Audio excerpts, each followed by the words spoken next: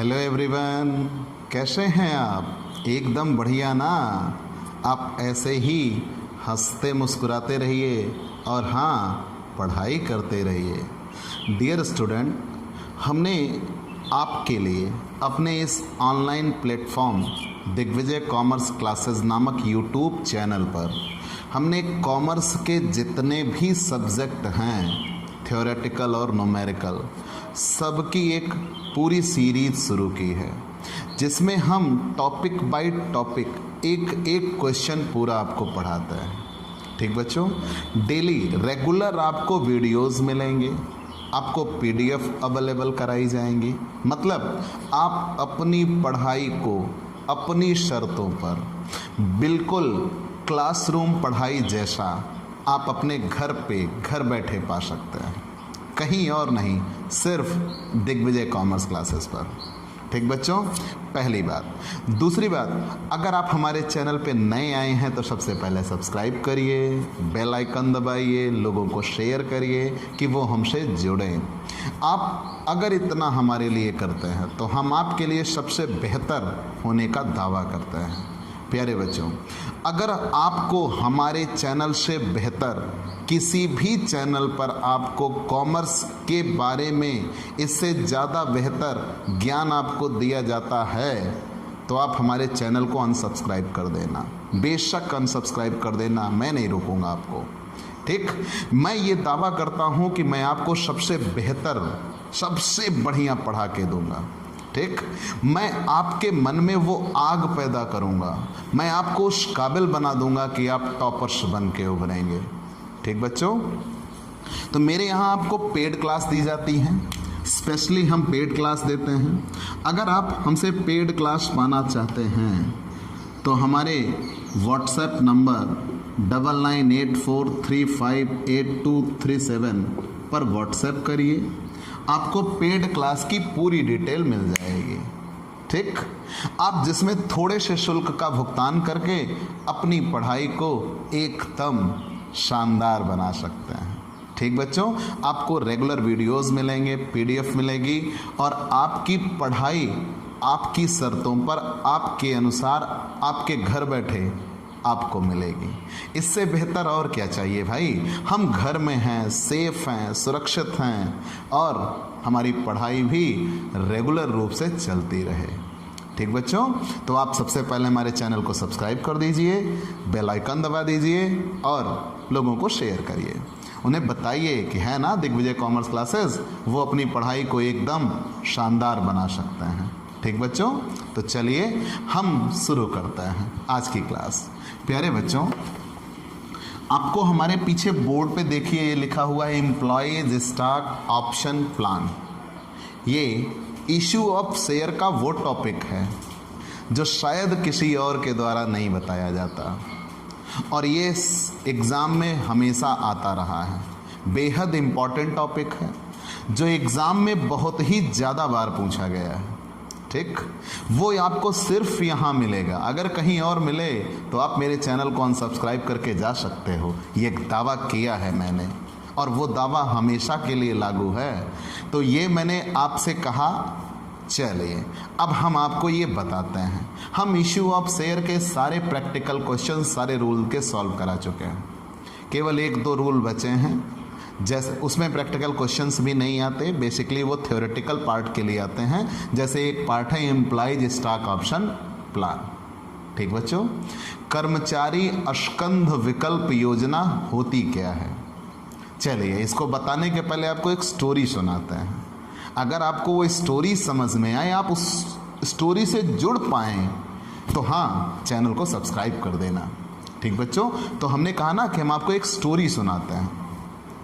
Generally हमारे जान पहचान के एक व्यक्ति हैं, हमारे रिलेटिव कह लीजिए, वो हमारे गांव से, चूँकि हम लोग गांव से बिलोंग करते हैं, तो हमारे एक कह लीजिए छोटे से गांव से वो दिल्ली शहर जाते हैं जॉब करने के लिए। तो जब वो दिल्ली शहर पहुँचे, बस 2 मिनट की स्टोरी है, आप इसकी भावना पूरा समझ जाएंगे। ठीक, अन्यथा मैं समझाने का प्रयास करूँगा और आप समझ नहीं पाएंगे। ठीक बच्चों, पहले आप उस फीलिंग से जुड़िए कि आखिर कंपनी ऐसा करती क्यों है, तब मैं आपको बेहतर तरीके से उसे समझा पाऊंगा।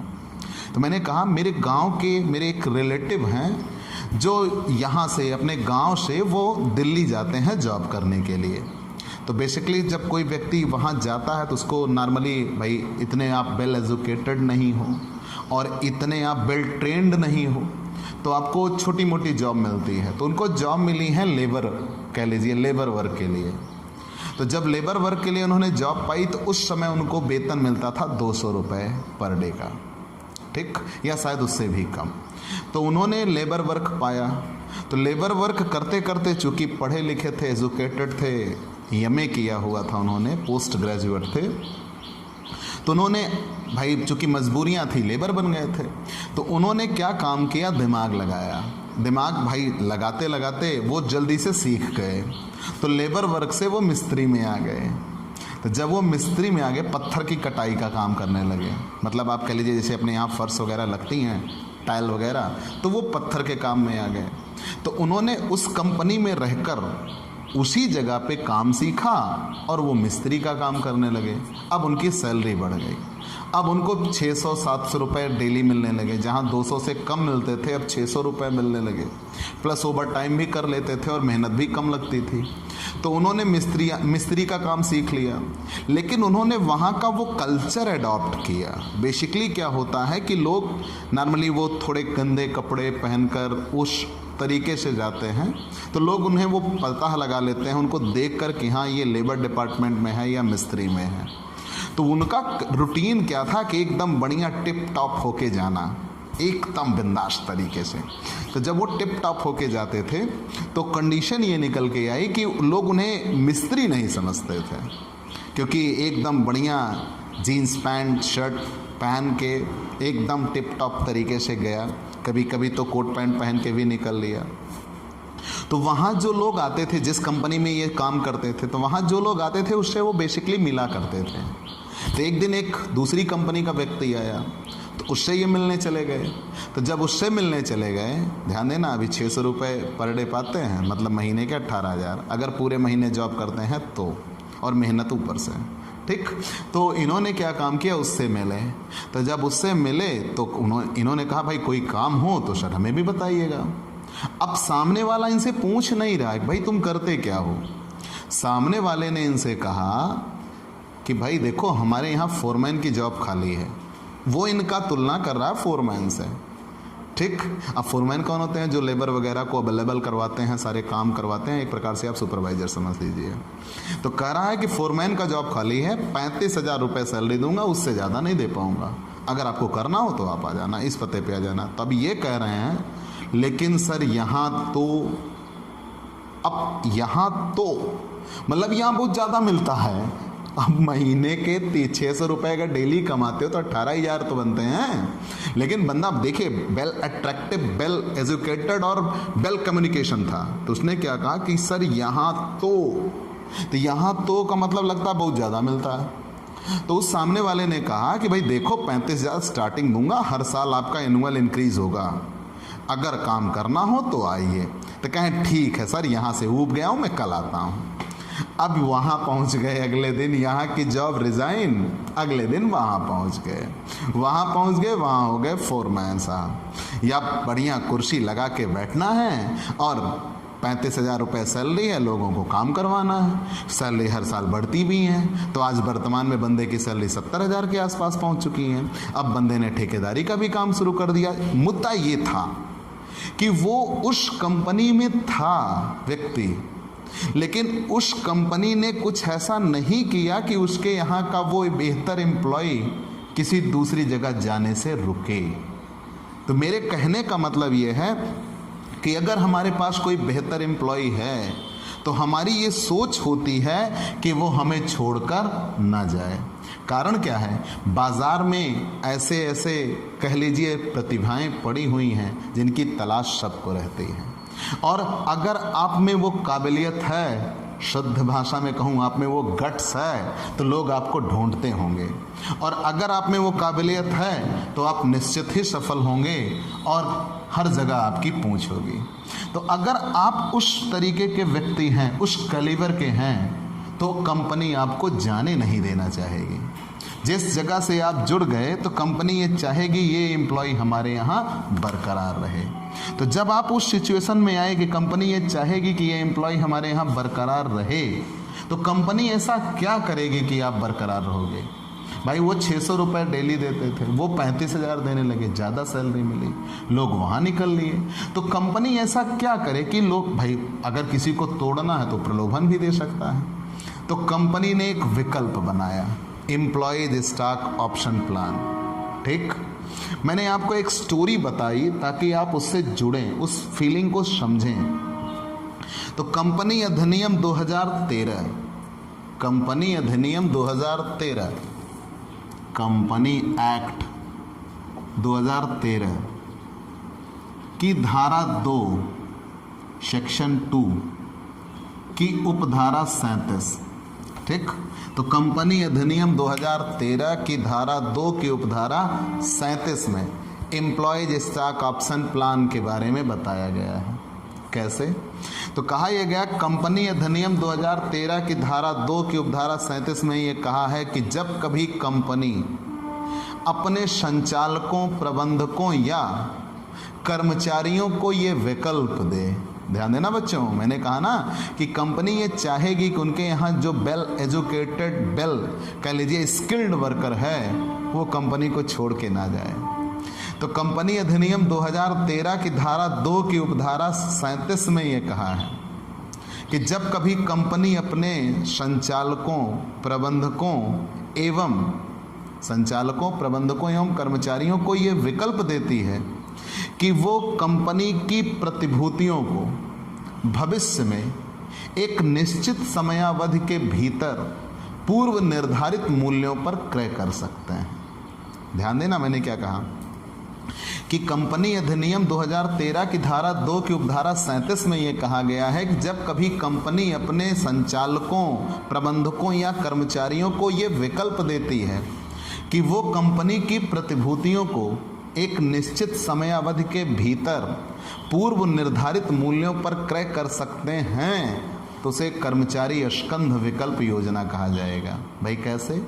हम आज किसी कंपनी में जुड़े, ठीक, हम आज किसी कंपनी में जुड़े तो हम वहाँ वर्कर हैं, काम कर रहे हैं, हम वहाँ एम्प्लॉई के रूप में आए। जब वहाँ हम काम कर रहे हैं तो हमें एक सैलरी मिल रही है। तो आज सैलरी हमने कमाई, लेकिन हमारी मेहनत की वजह से कंपनी ग्रो अप करेगी, कंपनी बढ़ती जाएगी। तो कंपनी जब दिन प्रतिदिन बढ़ती जाएगी तो हमारे मन में भी ये फीलिंग आएगी कि क्यों ना हम इसके मालिक हों। तो कंपनी ने वहाँ आपको ये विकल्प दिया कि आज आप मेहनत करो, आज यहाँ आप वर्कर बन के काम करो। एक ऐसा समय भी हम आपको बता रहे हैं कि उतने समय के भीतर आप हमसे हमारी कंपनी के शेयर खरीद के मालिक बन जाना। तो कर्मचारियों में ये फीलिंग आई कि आज हम मन लगा के काम करेंगे, ये कंपनी बढ़े, और जब ये कंपनी बढ़ जाएगी तो है ना अपने पास मौका, उस मौके का इस्तेमाल करके हम शेयर खरीद के इसके मालिक बन जाएंगे। मतलब आज हम कर्मचारी हैं, हम कल इसके मालिक होंगे। अब लोगों में वो ट्यूनिंग आई, वो फ्यूज़न आया कि हम इसको छोड़कर नहीं जाएंगे, हम आगे चलकर इस कंपनी के मालिक भी बनेंगे। तो वहाँ कंपनी ये ऑप्शन दे देगी आपको कि 2 साल बाद, बेसिकली 2 साल बाद तो नहीं करेगी, 8 साल बाद, 10 साल बाद आप हमारी कंपनी के शेयर खरीद लेना। ठीक, और उस सिचुएशन में उस शेयर की वैल्यू क्या करेगी कंपनी? बाजार भाव से कम पर ही तय करेगी, ताकि कर्मचारी को और फायदा दिखे कि हमें देखो बाजार मूल्य उस समय ज़्यादा भी होगा लेकिन हमें कम कीमत पर ही शेयर मिल जाएगा। ठीक, तो ऐसी सिचुएशन में आने पर मैंने कहा क्या, परिभाषा पूरी क्या दी, कंपनी अधिनियम 2013 की धारा 2 की उपधारा 37 में ये कहा है कि जब कभी कंपनी अपने कर्मचारियों को ये विकल्प दे, अब कर्मचारियों में कौन? प्रबंधक, संचालक, ठीक है ना, आप कुछ भी कह लीजिए। तो जब कभी कंपनी अपने संचालकों, प्रबंधकों या कर्मचारियों को ये विकल्प दे कि वो एक निश्चित समयावधि के भीतर, ध्यान देना, अगर 10 साल का है 10 साल में आप फिर खरीद लीजिए, फिर उससे ज़्यादा नहीं, तो निश्चित समयावधि के भीतर पूर्व निर्धारित कीमत पर, पहले से पूर्व निर्धारित मूल्य तय होगा, पूर्व निर्धारित मूल्य पर अपने अंशों को या कंपनी के अंशों को या प्रतिभूतियों को वो खरीद सकते हैं, तो उसे ही क्या कहा जाएगा? एम्प्लॉयज स्टॉक ऑप्शन प्लान कहा जाएगा, कर्मचारी स्कंध विकल्प योजना कही जाएगी। ठीक बच्चों, अब एक एक बात एक एक याद रखना इसे कर्मचारी स्कंध विकल्प योजना कहते हैं, एम्प्लॉयज स्टॉक ऑप्शन प्लान कहते हैं। यह योजना कर्मचारी द्वारा विशेष प्रस्ताव लागू करके की जाती है। ध्यान देना, यह योजना कर्मचारियों द्वारा विशेष प्रस्ताव पारित करके लागू की जाती है। मतलब इसके लिए आपको विशेष प्रस्ताव लागू करना होगा। चलिए मान लिया, इस योजना का मेन ऑब्जेक्ट क्या होता है। यह योजना कर्मचारियों द्वारा विशेष प्रस्ताव लागू करके की जाती है। इस योजना का मेन उद्देश्य क्या होता है कि हमारे जो कुशल कर्मचारी हैं वो हमारी कंपनी को छोड़कर ना जाएं, उसमें वो अपनत्व की भावना जगे और वो और मन लगाकर काम करें। ठीक, तो यहाँ बेसिक कॉन्सेप्ट ये बनता है, कर्मचारियों में ये सोच बनती है कि भाई आज हम हैं यहाँ काम कर रहे हैं और कल हम यहीं के क्या हो जाएंगे, मालिक हो जाएंगे। तो क्यों ना हम इसे खूब दिल लगाकर काम करें और खूब ज़्यादा ये ग्रो अप करें। तो उसे ही कर्मचारी स्कंध विकल्प योजना कहा जाएगा। ठीक बच्चों, तो उम्मीद है आपको डेफिनेशन समझ में आ गई होगी। एम्प्लॉयज स्टॉक ऑप्शन प्लान, तो कर्मचारी स्कंध विकल्प योजना में ये कहा गया, कंपनी अधिनियम 2013 की धारा 2 की उपधारा 37 में ये कहा गया, जब कभी कंपनी अपने संचालकों, प्रबंधकों या कर्मचारियों को ये विकल्प देती है कि वो एक निश्चित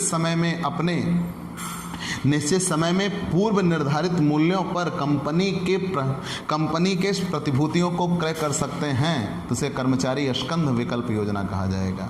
इसका मेन उद्देश्य ये होता है कि कंपनी उन कर्मचारियों को या उन संचालकों को अपने पास से जाने नहीं देना चाहती, उनको सहेज के रखना चाहती है।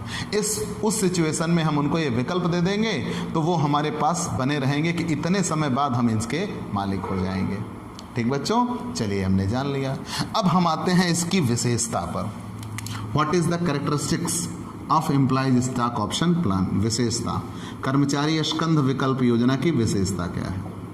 पहला, कर्मचारी स्कंध विकल्प योजना एक अधिकार है, ना कि दायित्व। ध्यान देना, it's a right not liability. कर्मचारी स्कंध विकल्प योजना कर्मचारियों के लिए एक अधिकार होगा, ना कि उनका एक दायित्व होगा। अधिकार किसे कहते हैं, जिसका हम प्रयोग कर सकते हैं, और दायित्व किसे कहा जाता है, जिसको हमें पूरा करना होगा। तो कर्मचारी स्कंध विकल्प योजना एक अधिकार होगा, ना कि एक दायित्व होगा। ठीक, दूसरे विशेषता पे आते हैं। कर्मचारियों के पास ऐसे अंशों को क्रय करने के लिए एक तय समय सीमा निर्धारित की जाएगी। उस समय सीमा के भीतर ही वो उन अंशों को क्रय कर सकते हैं। अर्थात जब तक कि ये कर्मचारी स्कंध विकल्प योजना का ड्यूरेशन तय किया गया है, उसके भीतर ही वो अंशों को क्रय कर सकते हैं। उसके बाद उनको क्रय करने का विकल्प नहीं दिया जाएगा। ठीक, पहली विशेषता आपने क्या पढ़ी कि कर्मचारियों द्वारा कर्मचारियों के लिए कर्मचारी स्कंध विकल्प योजना एक अधिकार होगा, ना कि एक दायित्व। दूसरा, कर्मचारियों के पास ऐसे अंशों को क्रय करने की जो समय सीमा दी गई है, वो समय सीमा के भीतर ही वो अपने इन अंशों को क्रय कर सकते हैं। उसके बाद उनको क्रय करने का विकल्प नहीं दिया जाता। और तीसरा, इस अंशों की या कह लीजिए इस योजना की लॉक इन पीरियड मतलब कि आप लॉक कराते हो कि हाँ आप इतने अंशों को लेंगे, तो वो लॉक इन पीरियड दिया गया है 1 वर्ष। आवंटन की तिथि से 1 वर्ष के भीतर तक इनकी लॉक इन पीरियड होती है। ठीक बच्चों, तो आपने इनकी विशेषता भी जान ली। हमें अब इनकी गणना आदि जानना है, लेकिन वो उतने एग्जाम में नहीं पूछे जाते हैं, ये छोटे क्वेश्चन होंगे। तो आपने एम्प्लॉयज स्टॉक ऑप्शन प्लान जान लिया। एम्प्लॉयज स्टॉक ऑप्शन प्लान जान के आप इसकी विशेषता भी जान चुके हैं। ठीक बच्चों, आपको ये क्लास अभी तक कैसी लगी आप कमेंट में ज़रूर बताइएगा। ठीक, आपके कमेंट हमें और बेहतर बनाने की ओर ले जाएंगे। ठीक बच्चों, आगे चलते हैं। अगर आपको ये क्लासेस अच्छी लग रही हैं तो आप हमारे चैनल को सब्सक्राइब करिए ना, और अगर नहीं अच्छी लगी आप छोड़ के जा सकते हो, अनसब्सक्राइब कर सकते हो, कोई दिक्कत नहीं, कोई इश्यू नहीं। लेकिन मैं ये दावा करता हूँ कि आपको मुझसे बेहतर कॉमर्स कोई और नहीं पढ़ाएगा। ठीक बच्चों, चलिए, ये इतना जान लेने के बाद आपको जर्नल एंट्रीज वगैरह हैं, लेकिन वो इनकी नहीं सीखना है, वो एग्ज़ाम में नहीं आते हैं, तो हम उन्हें नहीं बता रहे। बेसिकली उस पर कहीं कोई दिक्कत भी नहीं है, लेकिन आपको जब कभी एग्ज़ाम में आएगा तो आपसे यही पूछा जाएगा, कर्मचारी स्कंध विकल्प योजना कहते किसे हैं। ठीक बच्चों, ये हमने पूरा आपको बता दिया। ठीक, हम इनकी गणना भी आपको बता देते हैं। हाँ, काहे छूटा रह जाए, अगर पढ़ा ही रहे हैं तो आपको सबसे बेहतर देने का वादा किया है। हालांकि वो एग्ज़ाम में नहीं आता, लेकिन अगर हमने आपको सबसे बेहतर बनाने का वादा किया है तो हम आप सबको सबसे बेहतर बनाएंगे। ठीक, तो चलिए हम इनकी गणना भी बताते हैं। प्यारे बच्चों, जब कभी ये आपसे कर्मचारी स्कंध विकल्प योजना आपको मिले तो ये कर्मचारी स्कंध विकल्प योजना एक विकल्प कटौती नाम से भी जाना जाता है। ध्यान देना, कर्मचारी स्कंध विकल्प योजना विकल्प कटौती नाम से भी जाना जाता है। क्यों? यहाँ पे ये कहा जाता है इस योजना से संबंधित अंशों को क्रय करने के लिए आपको एक विकल्प कर्मचारियों को क्षतिपूर्ति के रूप में दिया जाता है। ध्यान देना बच्चों, कर्मचारी स्कंध विकल्प योजना के अंतर्गत आपको अंशों को क्रय करने का विकल्प एक क्षतिपूर्ति के रूप में दिया जाता है, कंपनसेशन के रूप में दिया जाता है। मतलब आप कंपनी से जुड़े हो, जब आप कंपनी से जुड़े हो तो आपने कंपनी में इतना समय बिताया, आपने कंपनी में इतना काम किया, तो जब आप उस सिचुएशन में हो तो आपको कुछ ना कुछ नुकसान हुआ, कंपनसेट हुआ, तो उस कंपनसेट के लिए आपको ये शेयर दिए जाते हैं। ठीक, तो मैंने ये कहा कि इस योजना से संबंधित अंशों को क्रय करने का विकल्प कर्मचारियों को एक क्षतिपूर्ति के रूप में दिया जाता है और इसे विकल्प कटौती भी कहते हैं। ठीक, आगे बढ़ गए। यह कंपनी के लिए एक व्यय होता है। कर्मचारी स्कंध विकल्प योजना कंपनी के लिए एक व्यय मानी जाती है और इस व्यय को एक निश्चित समयावधि के भीतर राइट ऑफ करना होता है। ठीक, इस व्यय को एक निश्चित समयावधि के भीतर राइट ऑफ करना होता है। ठीक बच्चों, चलिए मान लिया, हम एक उदाहरण देते हैं। मैंने कहा था मैं आपको एक गणना बताता हूँ, हम एक उदाहरण देते हैं। उदाहरण क्या दिया गया आपकी बुक में है, हम वो स्क्रीन पे लगा देते हैं। उदाहरण के लिए, यदि कंपनी अपने कर्मचारियों को 30 रुपये प्रति विकल्प अंश की दर से 200 विकल्प प्रदान करती है, वो ये कहा गया उनको कि आप हमसे 30 रुपये में शेयर ले लेना। कितने रुपए में? 30 रुपये में शेयर ले लेना। ध्यान देना एक एक बात को। क्वेश्चन में ये कहा गया, मैंने पहले ही कहा कि जैसे आज आप कंपनी में जुड़े हो, जब आज आप कंपनी में जुड़े हो तो आपसे ये कहा गया कि इतने समय बाद आप हमसे एक निश्चित मूल्य पर आपको हम शेयर दे देंगे, आप हमसे खरीद लेना। तो यहाँ ये कहा गया कि उदाहरण के लिए, यदि कंपनी अपने कर्मचारियों को 30 रुपये प्रति विकल्प को अंश कहा गया की दर से आपको 200 शेयर या 200 विकल्प प्रदान करती है। 30 रुपये प्रति अंश की दर से, 30 रुपये की दर से कितने विकल्प आपको देती है? 200 विकल्प। विकल्प को क्या कहा जाएगा? अंश कहा जाएगा। मतलब आप 200 शेयर खरीद सकते हो और एक शेयर कितने रुपए का होगा? 30 रुपये का होगा। प्रदान करती है तथा उक्त तिथि को अंश का बाजार मूल्य कितना है, जिस डेट को आप खरीदोगे उस डेट को बाजार मूल्य कितना है? 160 रुपये है, तो इसका मूल्य क्या हुआ? सिंपल सा लॉजिक है। आपको कितने विकल्प दिए गए? 200। उनका मार्केट प्राइस कितना है? 160। आपको मिला कितने में? 30 में। मतलब आपको एक शेयर पर कितने का फ़ायदा होता है? तुरंत 160 में से आप 30 घटा दीजिएगा, आपको कितने का फ़ायदा हो रहा? 130 का। और विकल्प आपको कितने दिए गए? 200। मतलब टोटल आपको कितने का फ़ायदा हुआ? 26,000 का। और यही आपके लिए कर्मचारी स्कंध विकल्प योजना का मूल्य होगा। ठीक बच्चों, इसे ही विकल्प कटौती कहते हैं। विकल्प कटौती क्यों कहा जाता है? क्योंकि देखिए ना, मार्केट प्राइस 160 थी और कंपनी ने उसको अपने कर्मचारी को कितने में देने का निर्णय कर लिया?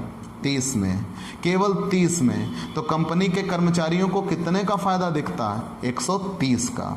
तो ये कंपनी के लिए एक व्यय होगा और इसे एक निश्चित समय के भीतर राइट ऑफ करना होगा। ठीक बच्चों, तो ये तो थी इसकी गणना। तो यहाँ आपने सूत्र क्या बनाया? विकल्प, मतलब कर्मचारी को जितना विकल्प दिया गया वो, ब्रैकेट में बाजार मूल्य, जिस तिथि पर दिया गया उस तिथि पर अंशों का बाजार मूल्य माइनस विकल्प का मूल्य। ठीक, जब आप इस सूत्र से हल कर लेंगे तो आपको ये सारी चीज़ें मिल जाएंगी। ठीक बच्चों, तो आज की इस क्लास में इतना ही। हम आपसे अगले दिन अगले नए टॉपिक, एक बेहतरीन टॉपिक के साथ उपलब्ध होंगे। जाने से पहले हम आपको कुछ रिमाइंडर देना चाहते हैं। जैसे इशू ऑफ शेयर लेसन के हमने सारे टॉपिक पढ़ा दिए, और जो छोटे छोटे क्वेश्चन एग्जाम में आएंगे वो इस लेसन से सबसे ज़्यादा आएंगे। जैसे श्वेत समता किसे कहता है, मैं बता चुका हूँ। पूर्वाधिकार अंश के 8 प्रकार मैंने पढ़ाए हैं। संचयी पूर्वाधिकार, असंचयी, शोधनीय, अशोधनीय, परिवर्तनीय, अपरिवर्तनीय, ठीक। फिर उसके बाद भागयुक्त, अभागयुक्त, ठीक, शोधनीय, अशोधनीय, मैंने सब बताए हैं। उनमें से कोई एक आ सकता है छोटे क्वेश्चन में। अंश पूंजी पढ़ाया है। अंश पूंजी में authorize, issued, subscribe, called up, paid up, reserve capital, कुछ भी पेपर में आ सकता है। सममूल्य पे निर्गमन, प्रीमियम पे निर्गमन, कटौती पे निर्गमन आ सकता है। कॉल्सिन एरियर, कॉल्सिन एडवांस बताया है, वो पूछे जा सकते हैं कि कॉल्सिन एरियर किसे कहते हैं, कॉल्सिन एडवांस किसे कहते हैं, न्यून अभिदान किसे कहते हैं, अधि अभिदान किसे कहते हैं, minimum subscription and under subscription. यहाँ तक कि मैंने आपको न्यूनतम अभिदत्त सीमा भी पढ़ाया है, मिनिमम सब्सक्रिप्शन लिमिट।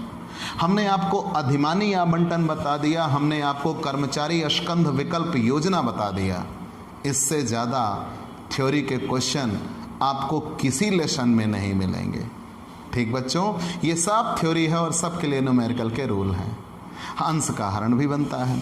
तो आपको जो भी थ्योरी मिलेंगी इशू ऑफ शेयर से अगर मिली तो यहीं से मिलेंगी, ये मेरा दावा है।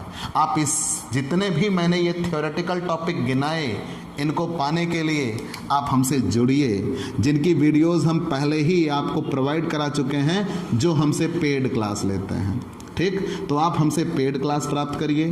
पेड क्लास पाने के लिए आप हमारे व्हाट्सएप नंबर पर संपर्क करिए और अपनी पढ़ाई को सबसे बेहतरीन और सबसे शानदार सुनिश्चित कीजिए। ठीक बच्चों, तो अगर आपको हमारी ये क्लास अच्छी लगी तो लाइक कमेंट ज़रूर करिएगा। अगर आप नए जुड़े हैं तो सब्सक्राइब करिए, बेल आइकन दबाइए। ठीक बच्चों, तो हम आपसे फिर मिलेंगे, तब तक के लिए बाय बाय दोस्तों।